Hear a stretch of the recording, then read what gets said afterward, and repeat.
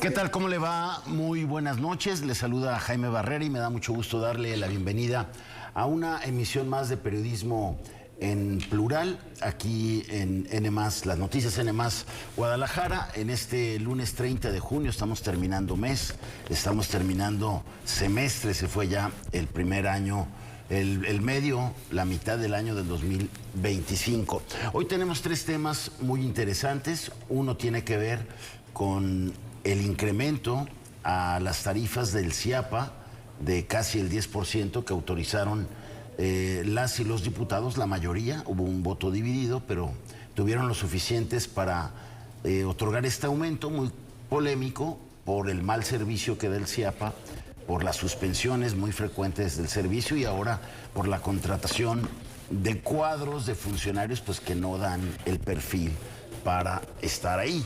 De ese tema vamos a platicar también cómo paradójicamente, aunque se le da esta alza al CIAPA, la ciudad sigue colapsando a la menor provocación, con lluvias que no son necesariamente las más copiosas, digo este fin de semana sí, pero en otras lluvias que tampoco son tan intensas, pues la ciudad colapsa, hay inundaciones, los pasos a desnivel son intransitables y un riesgo para la seguridad de los ciudadanos, se apagan los semáforos, se caen los árboles porque no hay un sistema permanente de poda. En fin, ¿qué nos pasa y qué nos falta como ciudad para gestionar más el agua de lluvia?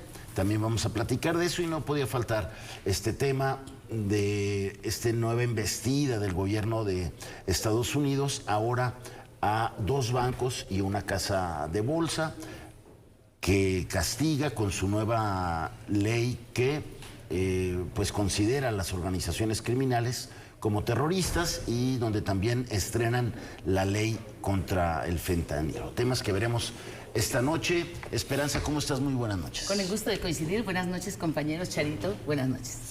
Gabriel Ibarra. Siempre un gusto estar aquí, Jaime. Buenas noches. Gabriel Torres. Jaime, buenas noches. Un placer estar con ustedes. Rosario Bareño. Buenas noches, es un gusto. Bienvenidas, bienvenidos. Y pues iniciamos con este tema del CIAPA. Gabriel, ¿cómo viste? Bueno, se esperaba la aprobación, pero no esa forma tan abrupta. Yo esperaba cuando menos pues que presentaran argumentos que trataran de justificarlo, dándole el beneficio de la duda, cuando menos un diagnóstico de la problemática que vive el CIAPA, una situación de crisis administrativa, crisis financiera, crisis técnica y un proyecto de reingeniería. Y lamentablemente ni una cosa ni otra se hizo, simplemente se aprobó, se asumió el compromiso de que iban a mejorar el servicio y que los próximos meses presentarían esos proyectos, pero la verdad es que esto refleja que no hay una voluntad política para rescatar el CIAPA, porque el aumento, el incremento de este 9.6% son paliativos, porque el problema es mucho más de fondo. Se requiere una reestructuración completa, empezando por el tema financiero. ¿Cómo se encuentra el CIAPA? ¿Cuánto debe? No conocemos realmente la situación. Hay quienes dicen que debe 4,000, 5,000, otros 10,000, pero hay una cartera vencida también de miles de millones de pesos, no sé si sea de 8 o 10 mil millones de pesos, y se muestra una deficiencia en la cuestión recaudatoria cuando apenas se logra recaudar menos del 70% de lo que el CIAPA, de la cobranza que debería hacer el CIAPA. Entonces, hay muchos oscuros en este tema, y yo lo que veo es que, pues, simplemente esta es una manita de gato que le van a dar, pero no veo una voluntad real de ir a una reestructuración de fondo, que es lo que requiere el CIAPA, ¿no? Rosario, un último botón de muestra de este desastre financiero que hay ahí en el CIAPA, que hayan contratado una empresa para cobrar la cartera vencida, no cobró nada y se le tiene que pagar 20 millones de pesos luego de un litigio muy sospechoso. Así es, y sobre todo, bueno, reprobable por donde lo pongas, este aumento donde hubo un acuerdo, obviamente un acuerdo político, donde quienes se están rasgando las vestiduras días antes, hablando de otros temas, criticando al gobierno, criticando al Movimiento Ciudadano, fracciones como el Partido Acción Nacional, Hagamos, que se sumaron. Sorprendió la exactamente, del PAN, ¿no? Sorprendió una de Morena, que estaba resentida, que ya sabemos, Brenda Carrera, el del Verde también, y una fracción de Morena, el PRI, que fueron 21 votos a favor, 16 en contra. Sin embargo, ¿esto de qué te habla también?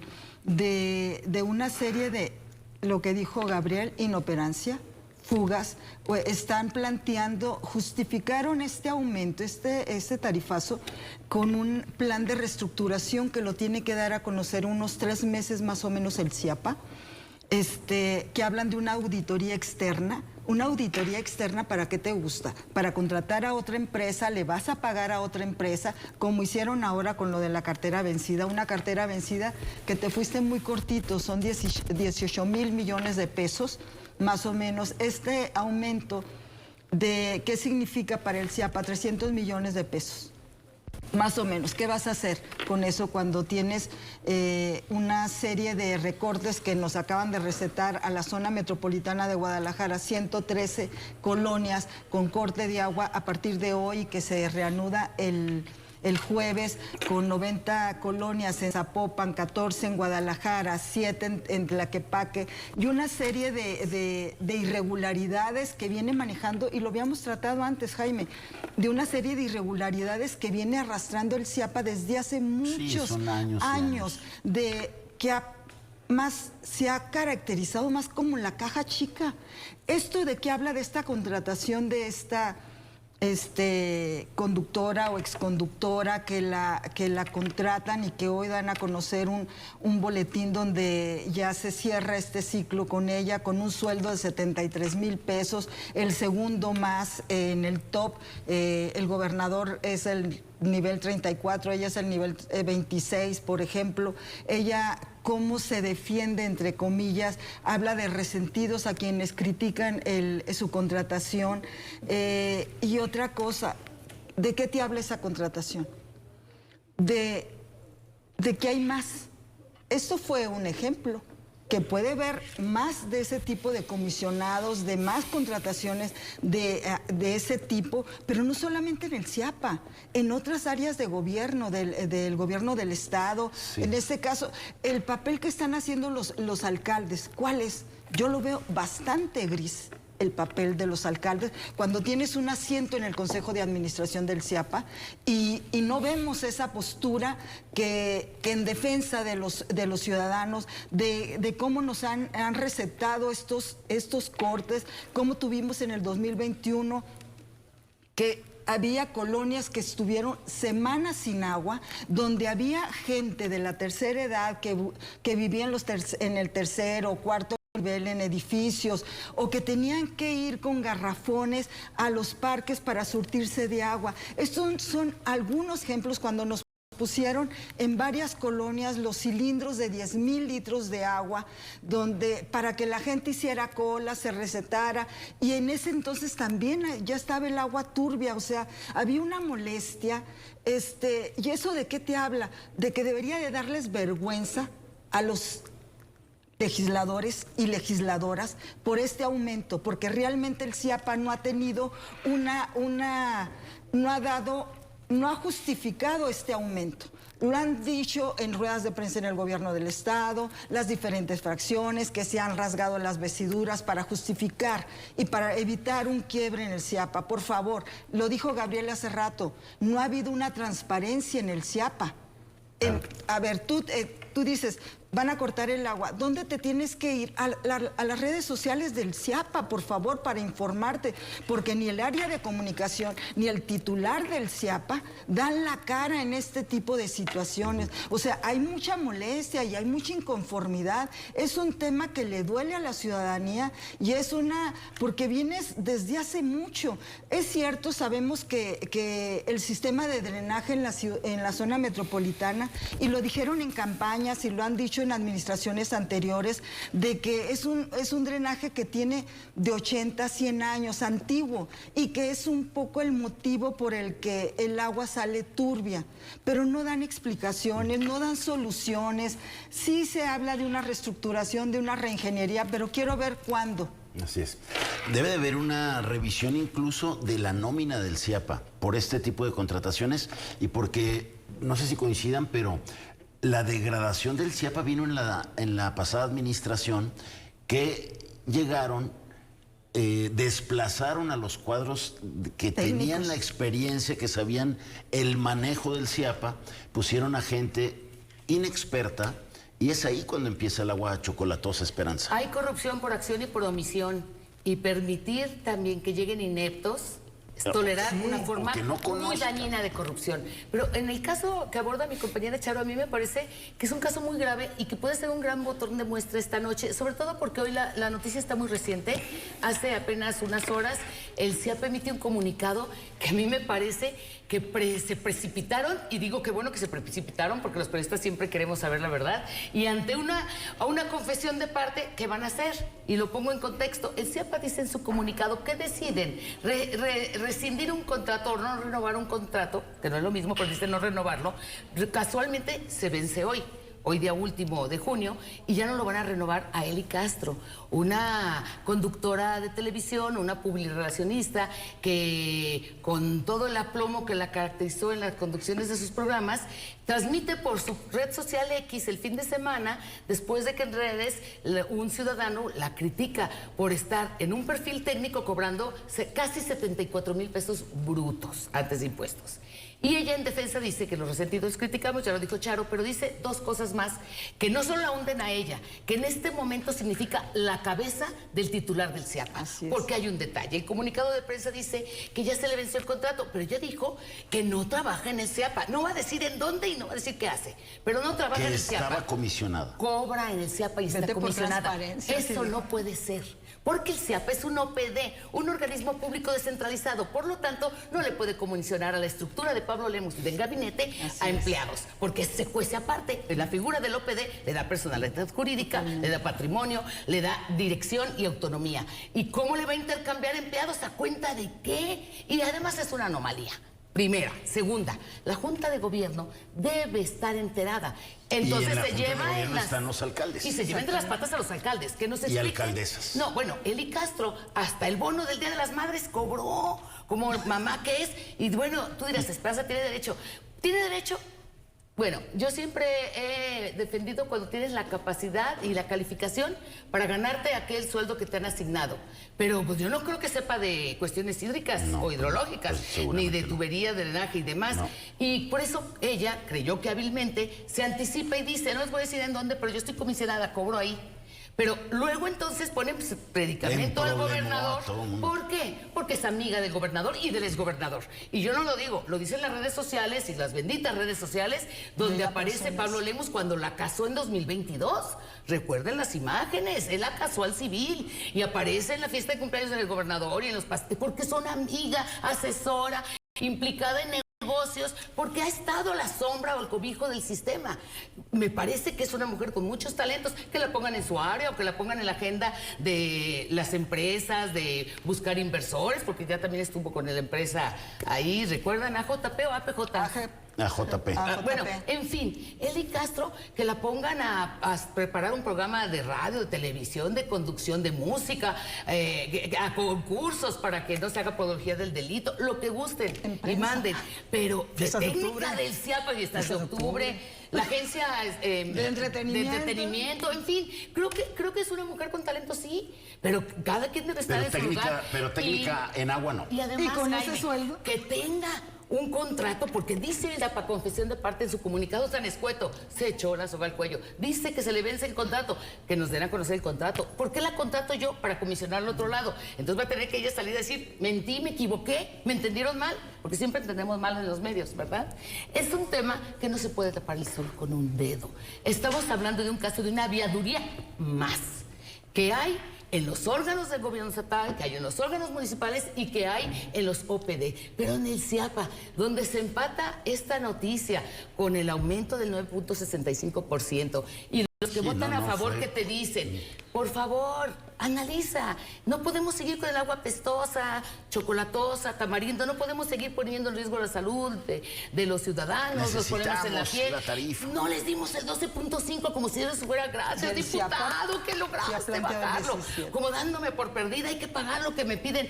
¿Por qué? Ahora van a hacer una reingeniería. ¿Cuántas veces, le pregunto a ustedes, han escuchado o han informado que el CIAPA está en reingeniería, que ahora se llega a una nueva dirección y que van a dar resultados por indicadores de proyectos ¿y dónde están esas evaluaciones? Son años y años de un mal manejo del CIAPA. Yo recuerdo que de ahí salían las campañas desde los tiempos de la alternancia, que se decía que de ahí salía dinero para las campañas del PRI, del PAN. Luego supimos las historias de los talibanes, ¿no? Estos juicios artificiales donde sacaban millones y millones para los laudos y que era un negocio de despachos de abogados con malos funcionarios. En fin. Solo me gustaría decir algo más, ¿no? Porque lo mencionas que tiene que ver con abogados.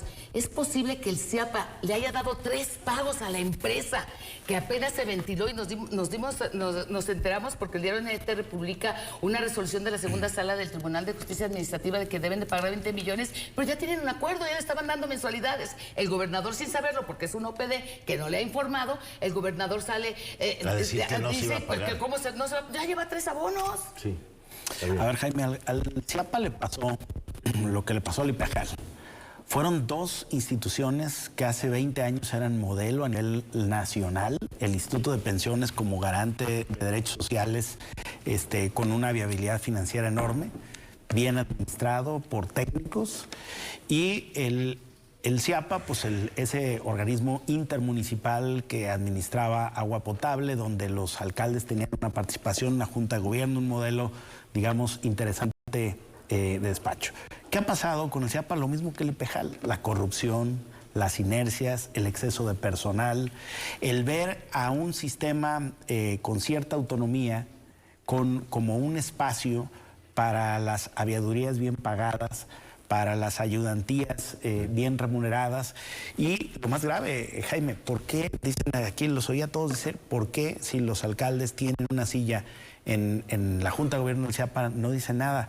No dicen nada porque el problema fundamental que afronta el CIAPA lo están causando los alcaldes con la autorización de tantísima vivienda que no tiene viabilidad hídrica, porque tenemos una sobredemanda de agua en la zona metropolitana, porque la planeación responde a la corrupción y a los desarrollos inmobiliarios que se hacen más allá de la viabilidad del uso del territorio, y por eso vemos las inundaciones en tiempos de agua y la sequía extrema, el estiaje completo en tiempo de calor. Es decir, pasamos de una ciudad que se muere de sed a una ciudad que se inunda. Y ya lo dicen investigadores tan importantes como Gleason, que dice, bueno, vean la cantidad de millones de litros que estamos tirando al caño porque no tenemos capacidad. ¿Y por qué todos ahora estamos alarmados cuando vemos las imágenes de Plaza del Sol, de las colonias, 1 metro, 1,5 metros de alto? Los pasos y se dice, nunca había pasado esto. Pues porque ahora todas las faldas de los cerros que antes eran lugares de absorción como el Bajío, hoy son pavimento, porque los ríos los hemos enterrado y los hemos soterrado, y pues el agua sigue su curso. Sigue afortunadamente para Guadalajara lloviendo igual. Tenemos mucha agua que nos cae del cielo gracias a la naturaleza, pero tenemos una ciudad carente absolutamente de planeación y de responsabilidad en el desarrollo. Vamos a ahondar en ese tema. Vamos a ahondar en ese tema cuando regresemos de la pausa, justamente cómo se colapsa la ciudad con las lluvias estas últimas 3 semanas, pues prácticamente cuando llueve pues hay que tener cuidado con los pasos a desnivel, hay muchísimos congestionamientos viales porque fallan los semáforos, en fin. Vamos a regresar con ese tema, quédese con nosotros, regresamos.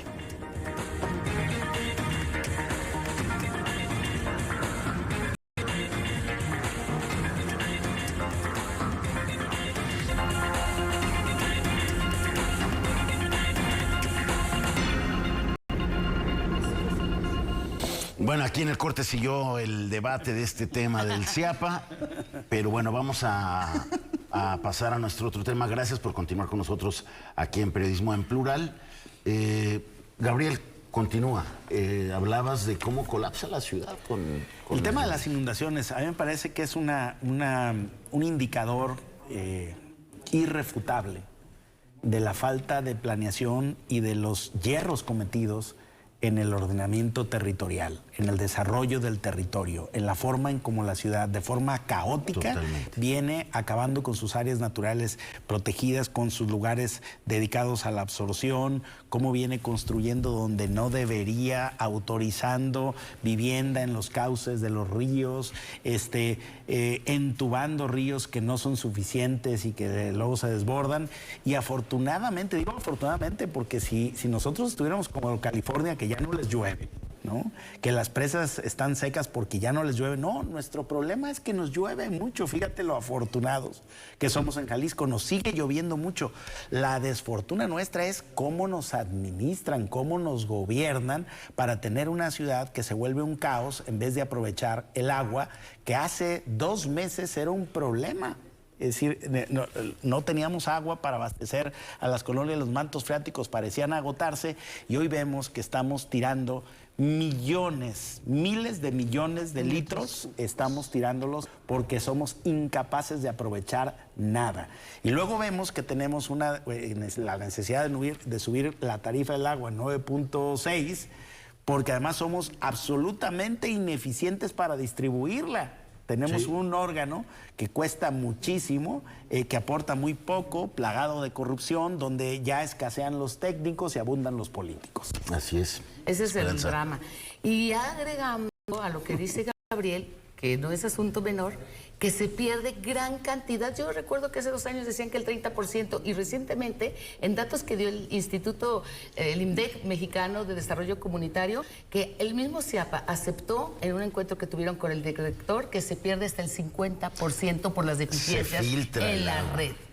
Es decir... O sea, tanto que nos cuesta traer el agua de lejos para que llegue aquí a nuestro sistema de tuberías y se... Perdemos la mitad. Ahora, la mitad. Hay propuestas, nada menos hace 2 semanas, en el Congreso local, el diputado panista César Madrigal presentó como un punto de acuerdo, un exhorto, para que se autorice que el gobierno haga el plan y la gestión para un drenaje profundo que implicaría una construcción transeccional, pero que implica una inversión de 30,000 millones. Dicen desde el Observatorio del Agua, pues no es viable técnicamente. No. ¿Por qué? Pues implica 30,000 millones de pesos. ¿De dónde? Y 12 años de construcción. A ver, que yo sí creo, Esperanza, que hace falta planear inversiones multianuales para actualizar la infraestructura hidrosanitaria de la ciudad, A ver, la distribución, sí, pero la distribución, a lo mejor no el drenaje profundo. Hacer 30,000 millones para tirar el agua que cae del cielo, el agua pura. ¿No les parece una tontería? A mí me parece que lo que el doctor Arturo Gleason desde hace muchos años ha venido diciendo de captar el agua de lluvia, hay que aprovecharla. Deban saber los aquí presentes que nada más por darle en la torre al académico, que es de la UDG, y por no darle el gusto, porque finalmente no eres del equipo, no te estoy apapachando. El gobierno anterior, el gobierno estatal, no reconoce su proyecto y dice, salgo con nidos de lluvia, que en realidad viene a ser lo mismo. Y qué bueno, en lugar de pagar 70 y tantos mil mensuales. El que desarrolla el concepto de nidos de lluvia es Gleason. Sí, pero su proyecto era más ambicioso. Lo agarró el gobierno del Estado. A ver, Jaime, tú tú señalabas que es un contrasentido el canalizar grandes inversiones a proyectos para traer agua a Guadalajara, como el de la presa La Zurda, como el Zapotillo, que serían 3 metros cúbicos el Zapotillo finalmente, ¿no? Sí.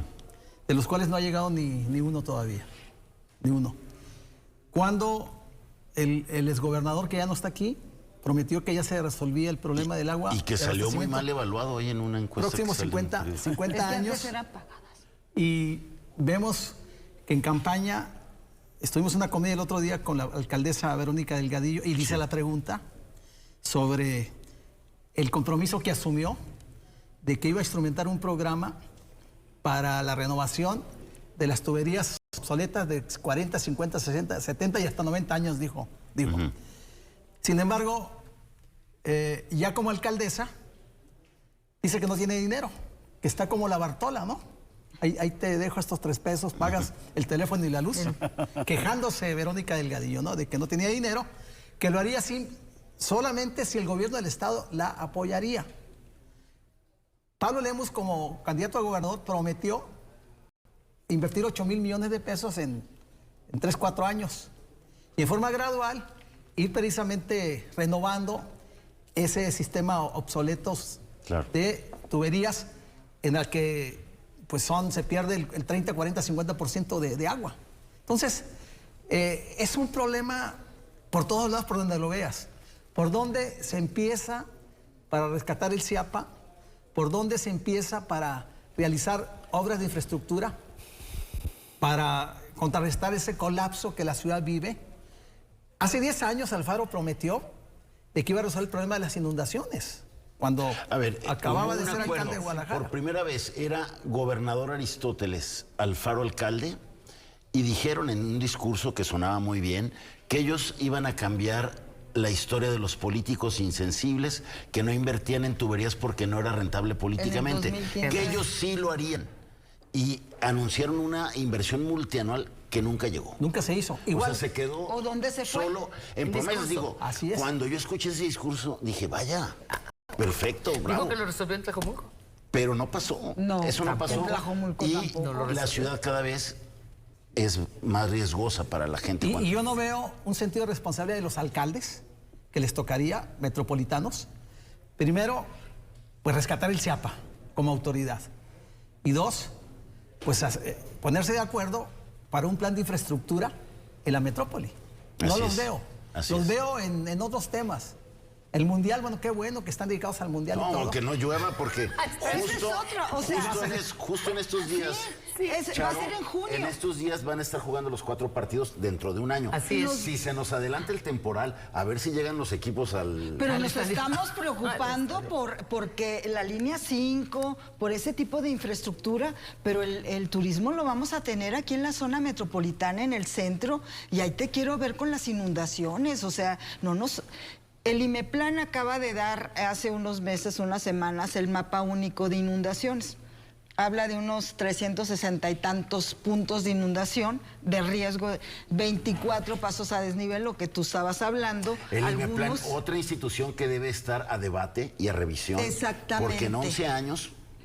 A ver, ¿cuáles son los resultados? ¿Cuáles han sido los aportes? No, y los puntos que ha dicho... Que son los puntos 360 y tantos, la UDG te habla de más de 500. Exactamente, 580, era lo que te iba a decir, que se contrapuntea la UDG siempre con el IMEPLAN. La UDG siempre te habla de más puntos de inundación, pero a lo que voy es... Te marcan que se han reducido los puntos de inundación en la zona metropolitana y da la casualidad que tenemos nuevos y hay otros que ellos no los tenían ya los tenían descartados y da la casualidad que no se inundaron, como San Carlos, por ejemplo, que el anterior gobierno hizo un vaso regulador y de todos modos se sigue inundando. O sea, obras van, obras vienen, inversiones millonarias, entre comillas, pero ¿de qué te habla esto? O sea, se están preocupando cuando dices, te preocupas más por los centavos que por lo que debería de ser, y están hablando, lo dijimos ahorita, el Mundial viene el próximo año, ¿qué están haciendo? El IMEPLAN también. Ese es un tema que se debería de discutir más, investigar más, qué es lo que está haciendo el IMEPLAN respecto a esto. Son puntos de riesgo, a este día son 6 víctimas. Son 6 víctimas del temporal de lluvias. No más del sábado pasado. De unos jóvenes, acaban de encontrar al otro joven amigo de la... episodios trágicos, ¿no? Lamentable que estemos en fue menor de edad, un niño fueron los primeros. Lamentablemente que estemos teniendo que sigamos teniendo víctimas con el temporal de lluvias. Este tipo de infraestructura y este tipo de políticos. No, y simplemente...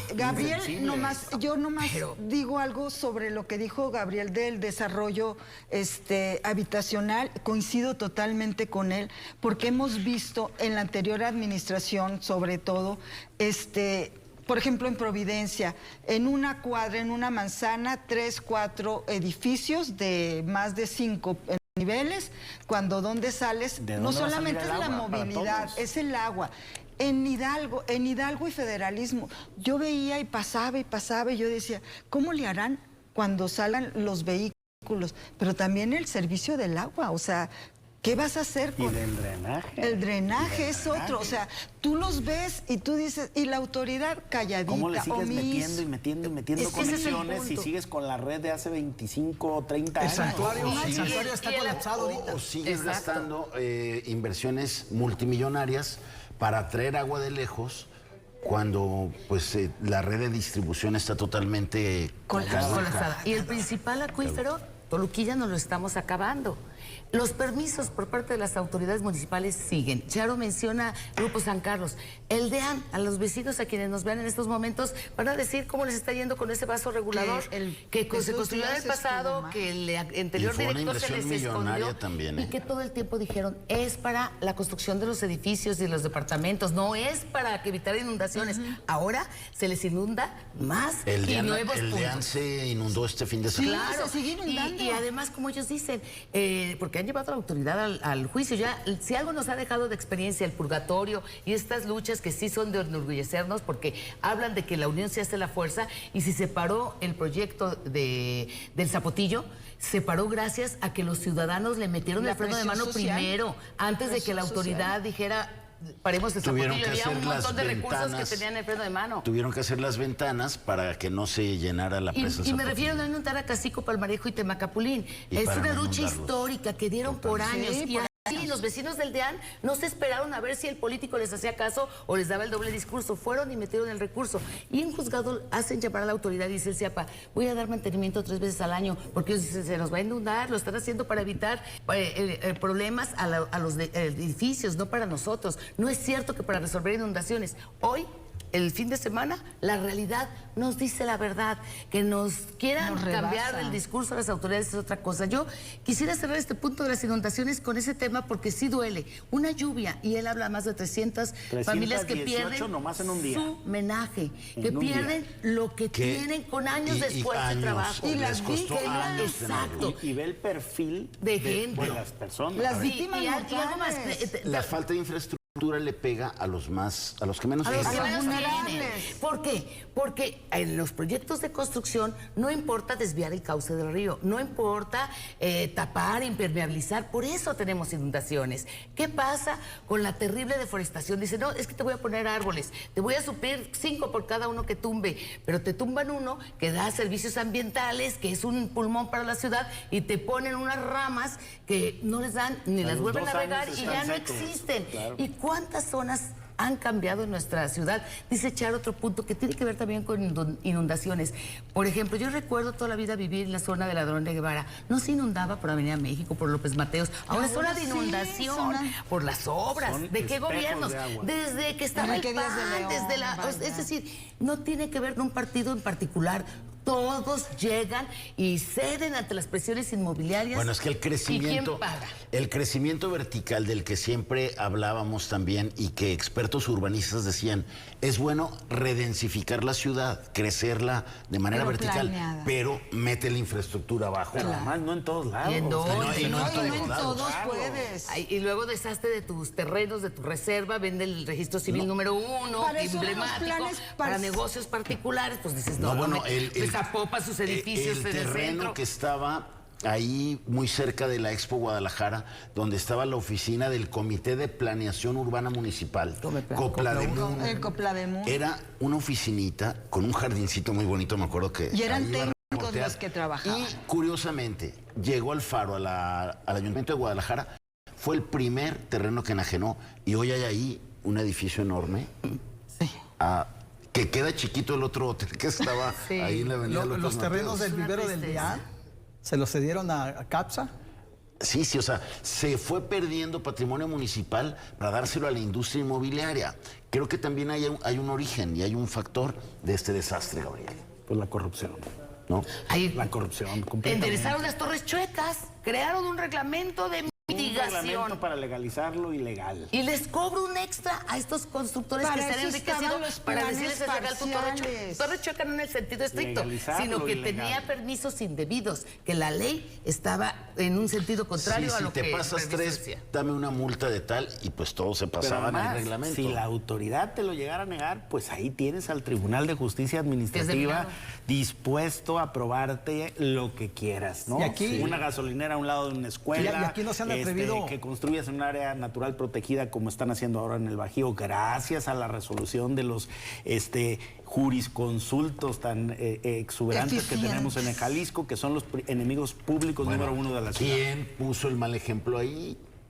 Pues cuando hicieron las villas panamericanas. El mismo ayuntamiento de Zapopan con la autorización del gobierno de Jalisco. Y los mismos ayuntamientos. Incluso, acuérdense, aquellas diferencias entre Emilio González Márquez, gobernador, y Héctor Bielma, como alcalde de Zapopan, Pablo Lemus, por no querer. En este espacio, Jaime, en este espacio debatimos sobre si se deberían demoler o no las villas panamericanas, ¿te acuerdas? Así es. Y la posición nuestra fue de que deberían de demolerse para que fuera un ejemplo para todos aquellos pues que quisieran repetir lo mismo.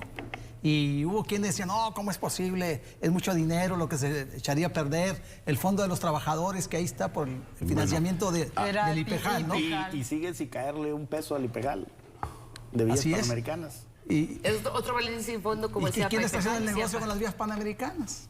¿Quién lo está haciendo? Sí, ahí fue se tomó dinero de una dependencia del gobierno estatal para hacer vivienda popular, para apoyar a la gente con menos recursos para tener una vivienda, y esos recursos se fueron para hacer las villas panamericanas. Del Instituto de la Vivienda.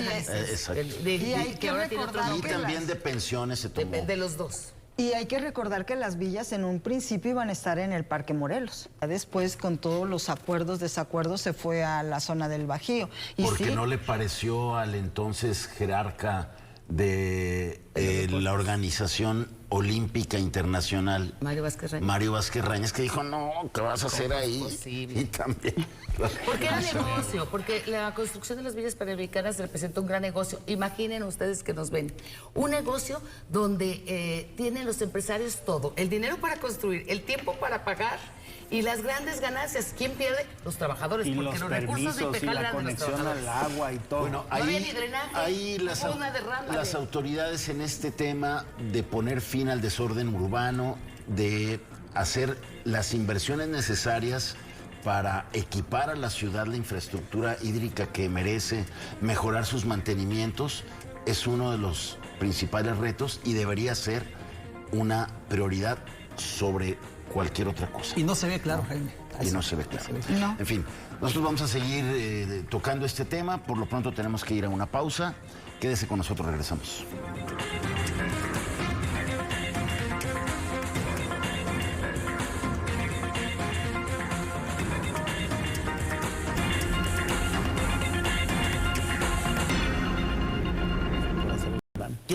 Gracias por continuar con nosotros aquí en Periodismo en Plural. Continuó también el debate de las inundaciones, nos quedaron ahí temas de las horas hombre que se pierden cuando las automovilistas se quedan varados en congestionamientos de horas.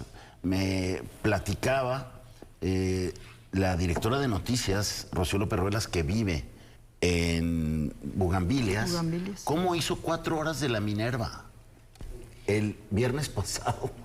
4 horas de la Minerva en la tarde de las 5. Llegó a las 9. Tiempo. Sin lluvia, sin choques. O sea, entonces, bueno. ¿Le tocó un estacionamiento público ahí? Eso tiene todo un costo elevadísimo en horas hombre perdidas. Y además, Jaime, contaminación.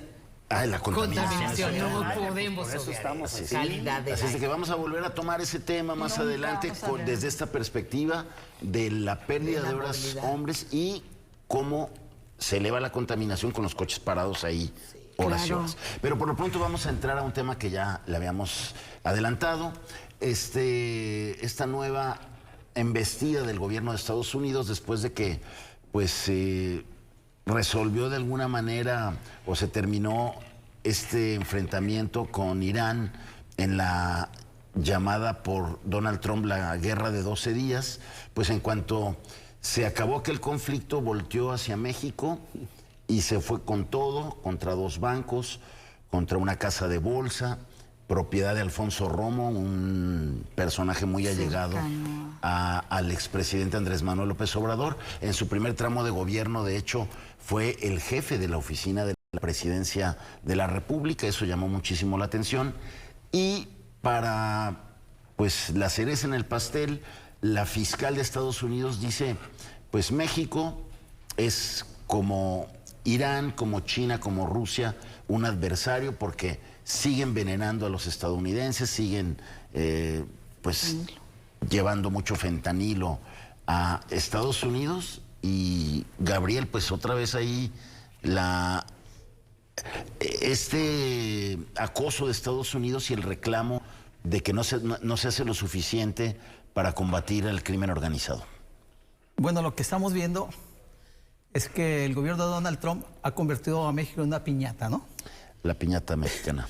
Las acusaciones, primero el tema migratorio, que iba a expulsar a 1 millón de migrantes mexicanos, luego el tema de los cárteles, la alianza, la complicidad del gobierno mexicano con los cárteles, y que eso generaba pues que llegara tanta droga, tanto fentanilo a Estados Unidos, y posteriormente el tema de los aranceles, el 25% de aranceles que aplica en forma unilateral al gobierno mexicano. Luego viendo el tema de los tomates, el frenar la exportación de tomates, el tema del agua, también la disputa por el agua, pero subió de tono en los últimos 15 días después de que termina la guerra con Irán. Empiezan a pegarle muy fuerte a México cuando viene, previo a ello, la fiscal general de justicia de Estados Unidos había señalado a México, o la secretaria de Seguridad primero.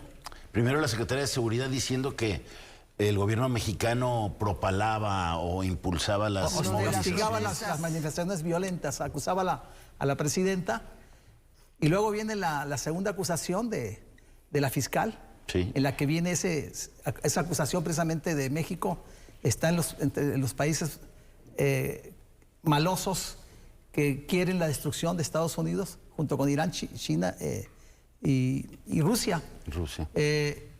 Y ahora el tema el golpe al sistema financiero mexicano, así como lo podemos traducir, ¿no? Entonces, la verdad es que esta tensión y estos ataques han ido subiendo de nivel. ¿Hasta dónde va a llegar esta embestida? ¿Qué sigue? ¿Vendría una operación militar de intervención en México, de operación contra los cárteles? ¿Qué continuaría? Porque pareciera que están preparando el terreno para una ofensiva de mayor magnitud. La presidenta, pues, lo que ha hecho es defenderse, manejando la defensa de la soberanía nacional, que no van a permitir lo que Donald Trump ha estado anunciando, o los mismos funcionarios de seguridad del gobierno de Estados Unidos. Entonces, viene la embestida, vienen acusaciones directas sobre exfuncionarios o funcionarios del gobierno mexicano.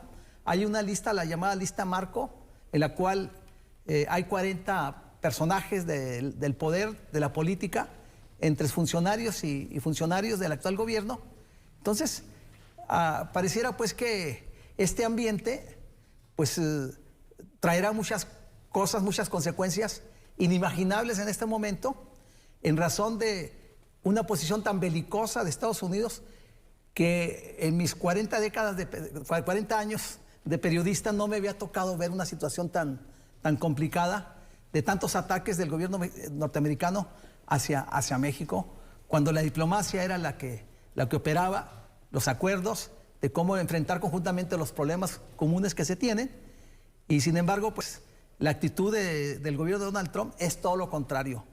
Entonces, una situación de una gran incertidumbre, y debe ser una gran preocupación también para la presidenta de México, de cómo enfrentar esta embestida, Jaime. Una relación muy hostil, Esperanza, en la narrativa. pero en el día a día la relación de México con Estados Unidos pues es muy estrecha. Entonces yo creo que por un lado va la narrativa para el voto duro de Trump, y en la realidad yo, por ejemplo, no veo manera de que se suspenda la relación comercial, por ejemplo, de Estados Unidos con México. El que sale perjudicado es Estados Unidos. Entonces, hay que poner sobre la mesa en qué términos está la relación. Y México, como quiera que sea, es un país sumamente importante para Estados Unidos y para aquellos empresarios que requieren de nuestros productos, de la materia prima que se les esté enviando, pero sobre todo la relación bilateral tan compleja, con un discurso que bien dices, pareciera beso, cachetada, o golpe, sobadita.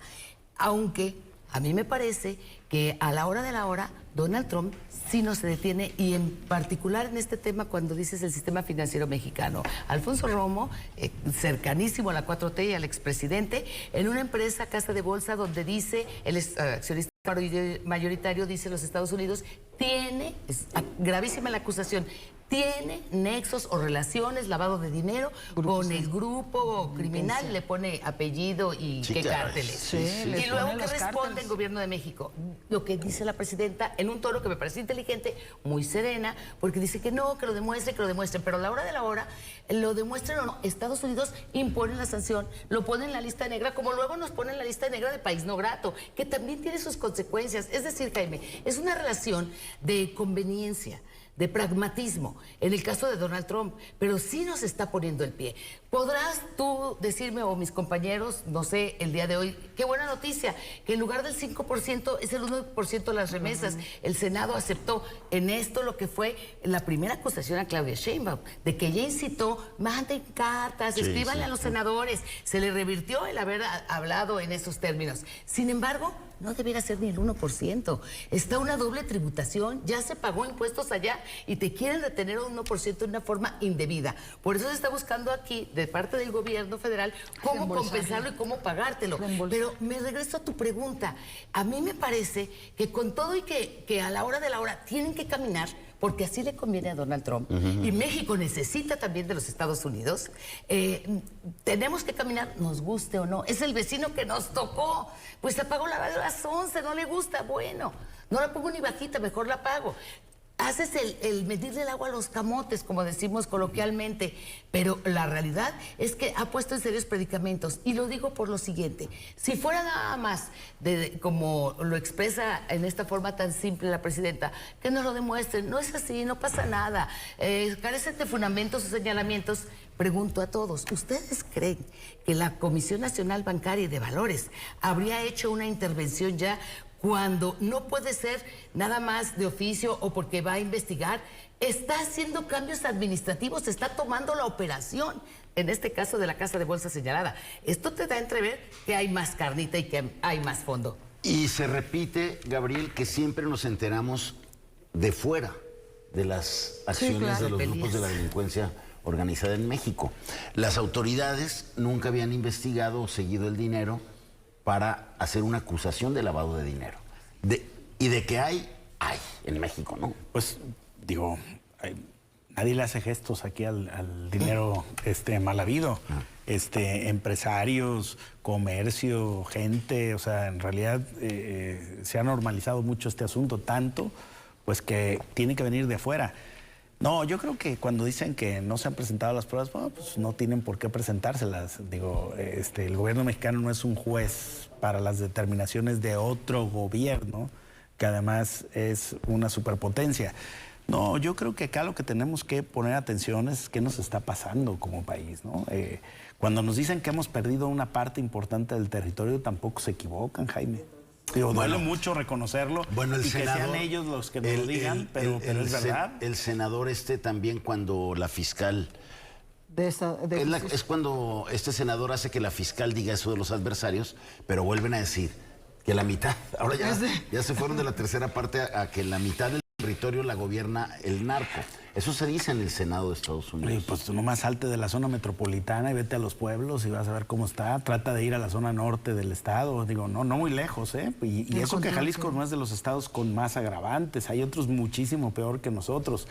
Pero claro que hay un proceso gradual, progresivo, de pérdida de la autoridad paulatina en México, y qué duro, qué humillante para los mexicanos que nos lo tengan que decir de fuera, muchas cosas que nosotros sabemos que efectivamente están ocurriendo. Ahora, ¿vamos a hacer algo o no? Parece que de adentro no hay mucha voluntad, pero lo que pasa es que hoy los problemas como el narcotráfico ya no son problemas que se circunscriben a las fronteras, se vuelven regionales, y hay otros gobiernos que están en todo su derecho de tomar acciones y medidas para entrarle al asunto. No quiero decir que Estados Unidos no tenga ninguna responsabilidad en esto, porque hay un tema del que no les gusta hablar, que es cómo se arman todos estos grupos criminales, a quién le compran ese armamento pesado, de dónde viene la tecnología armamentista que finalmente utilizan y no se las regalan, las compran. Entonces, ¿cómo es que hacen negocio con ellos y luego se quejan de ellos? Esa es la otra parte, la otra cara de la moneda que muchas veces no se pone sobre la mesa. Es el doble discurso. La presidenta dijo, denme pruebas, sin embargo, al día siguiente, la Secretaría de Hacienda intervino. Así es. Estos dos bancos y la casa de bolsa. Sí, banco. Y el otro fue de... Intercam y Vector, ¿no? Así es. Y la presidenta lo dijo, o sea, dice, bueno, está mal informada la fiscal, sin embargo ya ves a una presidenta que en ese discurso no se siente tan segura, o sea, o no se percibe tan segura. Habla de que el gabinete también de dijo, seguridad, no lo descarto. Sí, incluso la Secretaría de Hacienda también dijo, si hay pruebas contundentes, también le vamos a entrar. Pero también dentro de las faltas administrativas que habla la Comisión Nacional Bancaria y de Valores, los multan por 134 millones de pesos. Pero también te reconocen que hay una liga, una relación de estas casas de bolsa con empresas chinas, según esto, que están bien constituidas en el país y que los tratos, pero el hecho de que la fiscal te esté hablando de Estados Unidos, te esté hablando de lo del fentanilo, te esté hablando de cómo están matando a los estadounidenses, ya sea por las drogas y todo eso, también tiene un poco más de fondo, ¿no? La presidenta habla de que hay un acuerdo entre Estados Unidos y México en materia de seguridad y que pronto se va a dar a conocer, como cuando fue lo de los aranceles, que dijo, hay plan A, hay plan B, hay plan B y hay plan C y todos los demás. Pero en sí no había una fortaleza, una solidez en el planteamiento de la presidenta. Yo ahí sí, yo percibo en ella esa preocupación, percibo en ella una incertidumbre, como lo dice Gabriel, en este aspecto, en materia de seguridad, porque ya son varias embestidas por parte del gobierno de Estados Unidos. Y tú dices, bueno, dice la presidenta de México, es que la fiscal está mal informada. Pero pues la fiscal, como quisiéramos aquí que las fiscalías fueran autónomas, también ella no da paso sin guarache, como decimos coloquialmente. Si no recibe instrucciones, ¿no? Exactamente, o sea, no dijo eso como la secretaria de Seguridad, lo dijeron en la Casa Blanca, en la oficina Oval, cuando habla cuando acusa a la presidenta de estar detrás de este tipo de manifestaciones violentas en Estados Unidos, cómo incitar. O sea, son varias embestidas, sí es de preocuparse, sinceramente. Yo a la presidenta la noto más con esa preocupación, pero que no trae todo por tan sólido, o sea, en materia de seguridad, sobre todo, a pesar del operativo tan fuerte que se acaba de aventar el Gabinete de Seguridad junto con la Sedena y la Marina con el Huachicol. Que ya no existía. Que ya Andrés Manuel había acabado con el Huachicol. Sí, pero y da la casualidad, fíjate, las imágenes, trailers, era una mega estructura, y donde ¿no? se conecta Teuchitlán. Sí, no, de eso vamos a platicar la próxima. El hermano, el cuñado del alcalde, el hermano y sobrino. Y sobrino y con la casa del alcalde. Y como el domicilio fiscal, la oficina del exalcalde, que hoy está encerrado. Pero las grandes líneas, ¿Qué niveles? Miles ¿Qué de litros. niveles eran? O sea, ¿cuántos tráileres No, estaban a no, nombre? de estos parientes del alcalde de Teuchitlán que luego lo ligan al rancho Izaguirre. Bueno, pues cómo no queremos a Estados Unidos encima de nosotros, Gabriel, ¿no? Si tan solo en este desmantelamiento del grupo de Huachicol el fin de semana, operativo en 3 entidades, perdón, con 32 detenidos, con autos de lujo y blindados. Tan importante el operativo que suspendieron su descanso dominical y ayer convocaron a rueda de prensa todos los mandos, todo el gabinete de seguridad para dar a conocer este desmantelamiento que habla también de cómo el anterior presidente mintió. Andrés Manuel López Obrador mintió al decir hemos reducido 95% el huachicol. Eso no fue. ¿Y cuántas muertes el concepto de abrazo no balazos se acabó? Yo creo que este gobierno sí está intentando hacer algo diferente al de López Obrador. Eso sí. Ha habido varias acciones, varios golpes que han asestado. Recientemente también descubrieron un túnel de 600 metros de la frontera con Estados Unidos.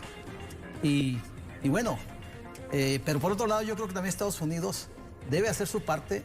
El tema de las armas. Así es. Pero el lavado de dinero también, que ahí se quedó corto. En Estados Unidos también tienen que hacer su parte, pero sin duda esto de los bancos fue como una vuelta de tuerca más a esta forma de presionar desde Estados Unidos para que el gobierno de México haga más en el combate al narcotráfico. Con ese tema terminamos. Gracias por habernos acompañado. Gabriel, buenas noches. Esperanza. Un placer. Gabriel Torres, Rosario. Buenas noches, gracias. Pero sobre todo gracias a usted por habernos acompañado, que tenga una excelente semana y nos vemos aquí el próximo lunes. Pásela muy bien.